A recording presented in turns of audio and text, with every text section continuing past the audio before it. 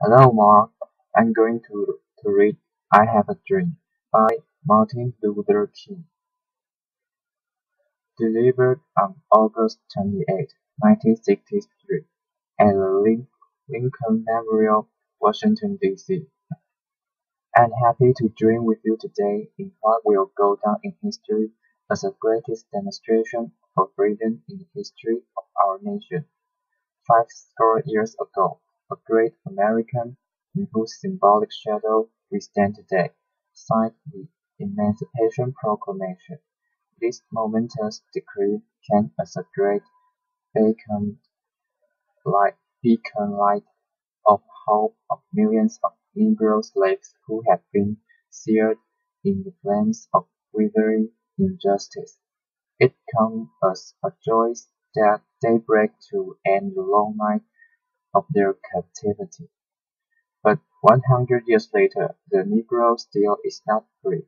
100 years later, the life of Negro is still sadly crippled by the manacles of segregation and the chains of discrimination. 100 years later, the Negro lives on a lonely island of poverty in the midst of a vast ocean of material prosperity. prosperity. 100 years later, the Negro is still languished in the corners of American society and finds himself an exile in his own land. And so we've come here today to dramatize a shameful condition. In a sense, we've come to our nation's capital to cash a check. When the architects of our republic wrote the magnificent words of the Constitution and the Declaration of Independence, they were singing a promissory note to which every American was to follow here. This note was a promise that all men, yes, black men as well as white men, would be guaranteed the unalienable rights of life, liberty, and the pursuit of happiness. It is obvious today that America has defaulted on this promissory note, insofar as her citizens of color are concerned. Instead of honoring this sacred obligation, America has given the Negro people a bad check, a check which has come back marked insufficient funds. But we refuse to believe that the bank of justice is bankrupt. We refuse to believe that there are insufficient funds in the great wealth of opportunity of this nation.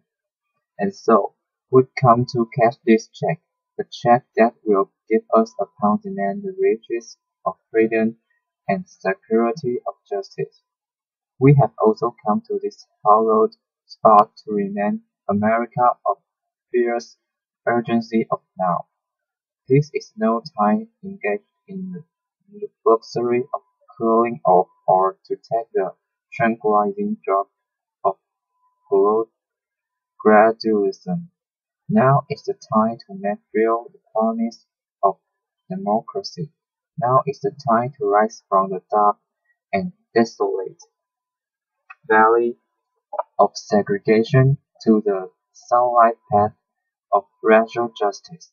Now is the time to rise for our nation from the quicksands of racial injustice to the solid rock of brotherhood. Now is the time to make justice a reality for all the God's children. It would be fatal for the nation to overlook the urgency of the moment. This sweltering summer of the Negroes' legitimate discontent will not pass until there is an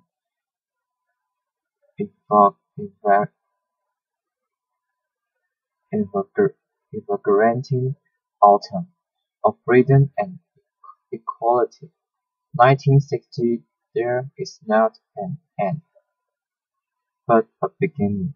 and those who hoped that Negro needed a blow of steam, and will now be content will have a rude awakening if the nation returns to business as usual. And there will be neither rest nor tranquility in America until the Negro is granted his citizenship rights, and wh- whirlwinds of revolt will continue to shake the foundations of our nations until the bright day justice emerges. But there is something that I must say to the people who stand on the warm threshold which leads into the palace of justice. In the process of gaining our rightful place, we must not equality of wrongful deeds. Let us not seek to satisfy our thirst for freedom by drinking from the cup of bitterness and hatred. We must forever conduct a struggle on the high plane of dignity and discipline. We must not allow our creative protest to degenerate into physical violence again and again. We must rise to the majestic heights of meeting physical force with soul force. The marvelous new militancy which has engulfed the Negro community must not lead us to distrust of all white people, for many of our white brothers' destiny is tied up with our destiny, and they have come to realize that their freedom is inextricably bound to our freedom. We cannot walk alone, and as we walk, we must make the pledge that we should always march ahead. We cannot turn back. There are those who are asking the devotees of civil rights, when will you be satisfied? We can never be satisfied as long as the Negro is the victim of the unspeakable horrors of police brutality. We can never be satisfied as long as our bodies heavy with the fatigue of travel, cannot gain lodging in the motels of the highways and hotels of the city. We cannot be satisfied as long as the Negro's basic mobility is from a smaller ghetto to a large one. We can never be satisfied as long as the children are stripped of their selfhood and robbed of their dignity by seeing stating for whites only. We cannot be satisfied as long as a Negro in Mississippi cannot vote and a Negro in New York believes he has nothing for which to vote. No, no, we are not satisfied, and we will not be satisfied until justice rolls down like waters, and righteousness like a mighty stream. I am not unmindful that some of you have come here out of great trials and tribulations. Some of you have come fresh from narrow jail cells, and some of you have come from areas from where your quest for freedom left you, battered by the storms of persecution, and staggered by the winds of police brutality. You have been the veterans of creative suffering. Continue to work with the faith that unearned suffering is re- redemptive.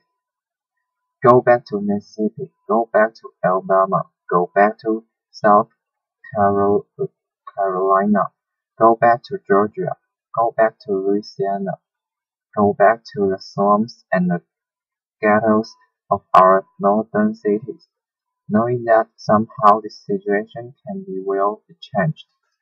Let us not wallow in the valley of despair. I say to you today, my friends, and so even though we face the difficulties of today and tomorrow, I still have a dream. It is a dream deeply rooted in the American dream. I have a dream that one day these nations will rise up and live out the true meaning of its creed. We hold this truth to be self-evident that all men are created equal. I have dreamed that one day the red hills of Georgia, the sons of former slaves and the sons of former slave owners will be able to sit down together and eat at the table of brotherhood. I have a dream that one day even the state of Mississippi, a state sweltering with the heat of justice, sweltering with the heat of oppression, will be transformed into a oasis of freedom and justice. I have a dream that my four little children will one day live in a nation where will not be judged by the color of their skin, but by the content of their character. I have a dream today. I have a dream that one day down in Alabama, with its vicious racists, with its governor having his lips dripping with the words of interposition and nullification, one day, right there in Alabama, little black boys and black girls will be able to join hands with little white boys and white girls as sisters and brothers. I have a dream today. I have a dream that one day every valley shall be exalted, and every hill and mountain shall be made low, and rough places will be made plain, and the crooked places will be made straight, and the glory of the Lord shall be revealed, and all flesh shall see it together. This is our hope, and this is faith that I go back to south with. With this faith, we will be able to hew out of the mountain of despair a stone of hope. With this faith, we will be able to transform the jangling discord of our nation into a beautiful symphony, symphony of brotherhood. With this faith, we will be able to work together, to pray together, to struggle together, to go to jail together, to stand up for freedom together, knowing that we will be free one day. And this will be the day. This will be the day when all of God's children will be able to sing with the new meaning. My country is of the sweet land of liberty, of, the, of this I sing. Land where my fathers died, land of the pilgrim's pride. From every mountainside let freedom ring. And if America is to be a great nation, this must become true. And so let freedom rise from the prodigious hilltops of New, Ham- New Hampshire. Let freedom ring from the mighty mountains of New York. Let freedom ring from the heightening Alleghanies of